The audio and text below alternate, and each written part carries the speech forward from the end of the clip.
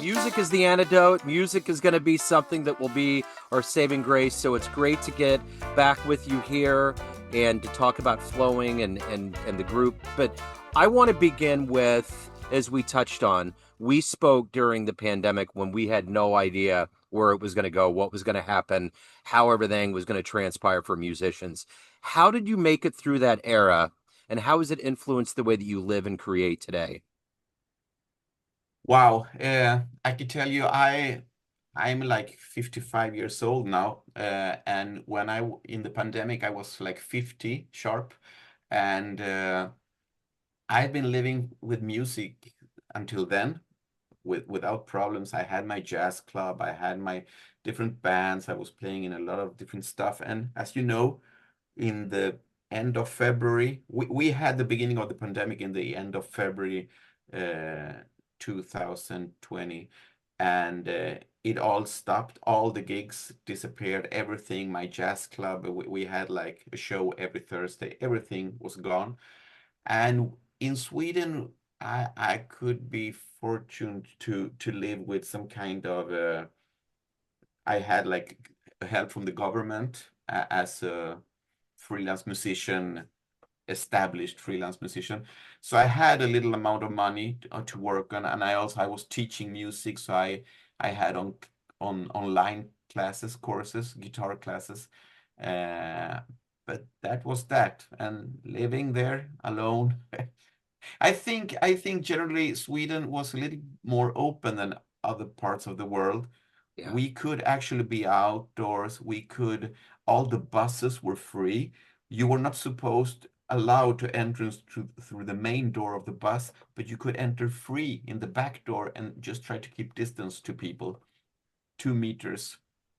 And that seemed to work very good. But I did that, and I think maybe the biggest problem for me was after the pandemic, when the pandemic stopped and we thought everybody that now everything will come back to normal, and it didn't. It was like a whole year until like restaurants were getting along and the gigs started to show up. So I got a bit scared after the pandemic, and I actually went to university and took a bachelor's degree in software programming. I thought, hell, I need to have something more now because I didn't know what was going to happen. So I had my bachelor 1 year ago, but then I was like 55 years old, no? So I didn't get any job with as a programmer. All my fellow students got their programming, they're working all over. But I went back to music, and now music has like not gone wild, but I have the jobs that I had before, and now it goes actually quite well now, Joe. Yeah, it's interesting when during that time I think there was a lot of levels of uncertainty and it was a bit dire, but I think ultimately a lot of people did a lot of things that, like, when you get to that point in your life where you're 50, you start Yeah. thinking about you're halfway through the ride. What are you going to Mm. do? So that, I think, kind of sharpened everybody, especially for the older people. I think the younger people suffered in a different way because they hadn't been alive long enough. But I think for people that were older, I think they grabbed onto it because I was surprised during that time that liquor stores weren't totally empty. That there wasn't more of that going on. But it seemed like a lot of people were getting health conscious. They were looking at things in a different perspective. So I think humanity came together in a way that was surprising at that point. So, um, It's true. Yeah, yeah. yeah. So let me ask you this. Talk to me about the new album. How did it come about? How does it feel? Just give me your overall cerebral feel for it. It's I don't know how much you know. I mean, I'm an Argentinian born guy living all my life in Sweden, basically. I've been here since I was 6 years old. But I have these issues of not issues, but identical stuff. I like to connect to South America, and not especially to Argentina, but I do a lot of music from Brazil, from Cuba. I do Uruguay. And this has been like a melting pot for me where can be able to experiment my own music in different way. And that's the way the septet started. I connected some of the best musicians here, as I see it, people who had been playing a lot in my jazz club before, and I talked to them and started the first album we made. Growing was the first one. And now we have been out playing in a lot of jazz clubs in Sweden, some festivals also. And it was like time to do the second one. And keeping on experimenting, we have been reaching out to cumbia, doing some mixture of jazz and cumbia, from Colombia, but also candombe from Uruguay, samba, of course. And it's been really amusing. I love to have that area to experiment with. So it's a blend of Latin rhythms and Scandinavian jazz. For those out there that may not understand exactly how those flavors come together and how it works, describe why that was kind of the feeling, and just in general, what's that sound mean to you? It's a mixture of identities. It's a mixture of, in some way you could see me as a Swede because I've been living all my life here as a Swede, but I'm living in a mixed community with a lot of friends from Chile, from Brazil. I speak Portuguese with my Brazilian friends. Uh, there are a lot of cultures here. Our piano player is from Colombia. And so it's amusing to touch all those different cultures, flags, or how should I say? And that's the natural way to it. And to see, can I do jazz of it? Can I keep my harmony and my melody and mix it with those rhythms? Of course I can, and that's what I do. So talk to me about the septet. How did you assemble these players? What was kind of the idea behind it, and how do you all work together so well? Uh, Basically, the the main part of the group, we are like friends that have been playing for many years together in different bands, in different Swedish bands that are here. It's like always the same favorite drummer, the same piano player, etc., etc. And so it was very natural to call those guys, as I know them very well from different styles. And then I like topped it with two horns that it's Karin Hammar and Carl Olandersson, who are really two great trumpet and trombone player. Maybe two of the absolutely best. And since they were playing a lot in my jazz club, I just went to them and say, look, I would love to have you in this group. I know you're extremely busy, but I will always call you with a lot of months of advance and check your dates. And they said yes, and here we are. So the one thing too is, what's the scene like? How has the scene rebounded since the pandemic? And now that live music has been going for a little while, albums are coming out. What's the scene like? How are the fans taking to it? Let me first tell you that it's quite a small country. Yeah, I mean, Yes. Sweden is only 10 million inhabitants. I live in Stockholm. We are, I think we're 1.5 million here. So of course in Stockholm you have like the main jazz club, and we are seven, so it needs to be a jazz club with economy for paying seven musicians. So it needs to be like the major jazz clubs. But then what you basically do here is you aim for those jazz clubs, and also try to travel in the country. You need to call all those jazz clubs out in the country, and get booked by them, be played in the radio, and the festivals in the summer, trying to reach as many festivals as possible. Another good thing we have now is that one region of Sweden has called us and asked to do concerts for school concerts with our instrumental music. So now in this year we have like 25 shows, school concerts, and that's really a very positive, nice thing. Be Yeah. playing for kids up to 15 years old. So before we got on here, I had mentioned what's going on in America. There's a lot of tension, there's a lot of stress, lots of things that are happening that no one could have seen happen. And I think musicians here, especially, have the ability to give people an escape, to give them some comfort. And music is always a comfort. Is any of that what's going on here, or even coming out of the pandemic?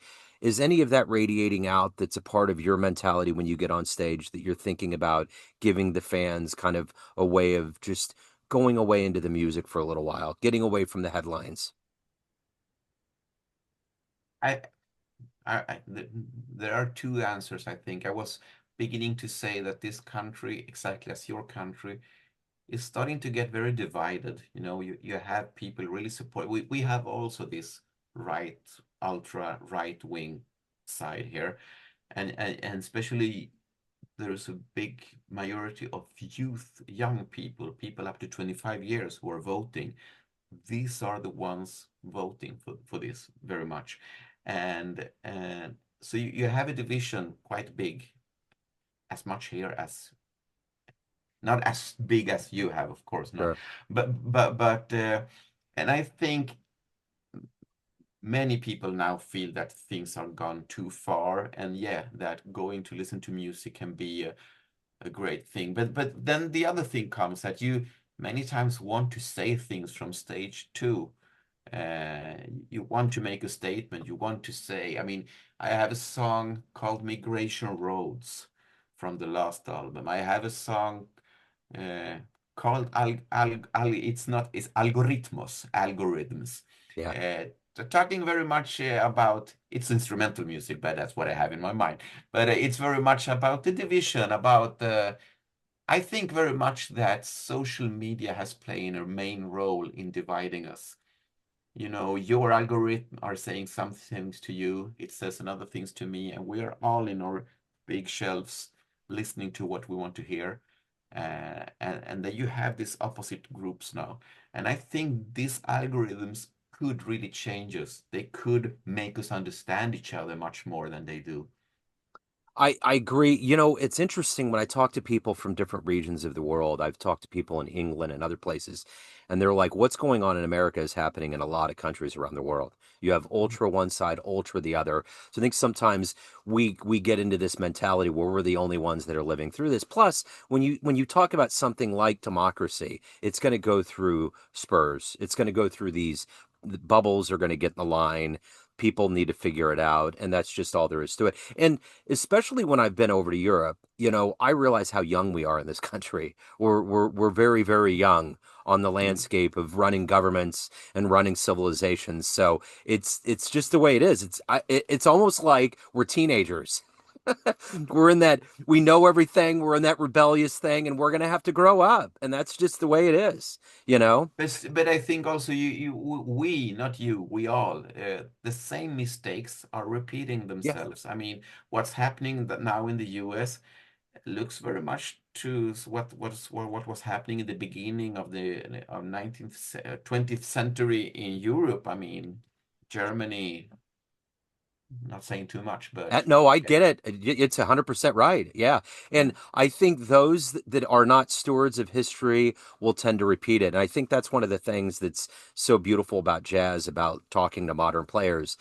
I was asking somebody recently if Miles Davis came back to Earth and sat down and listened to what modern cats are making today, would he be happy with the way that this art form has evolved? What do you think?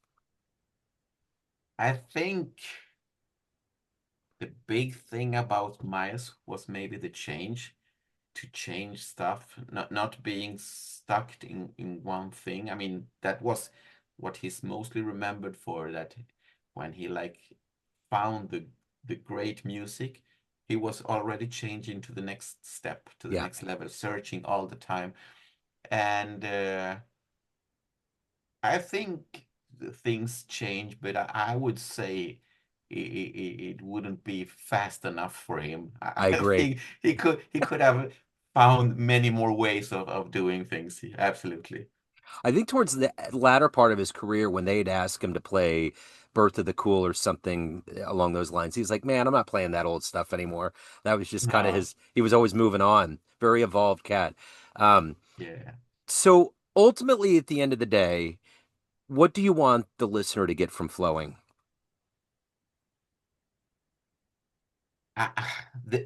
What I would like most would be to hear us live, because for me it's like the recording is a ticket out to new ears. If anyone hears our album, or I mean, we are on Spotify, we are on all digital platforms, but we decided to just release three digital singles this time, or one EP and two singles, but it's like three new songs just. And if you want to hear more, you need to buy the vinyl, the album. It's only on vinyl.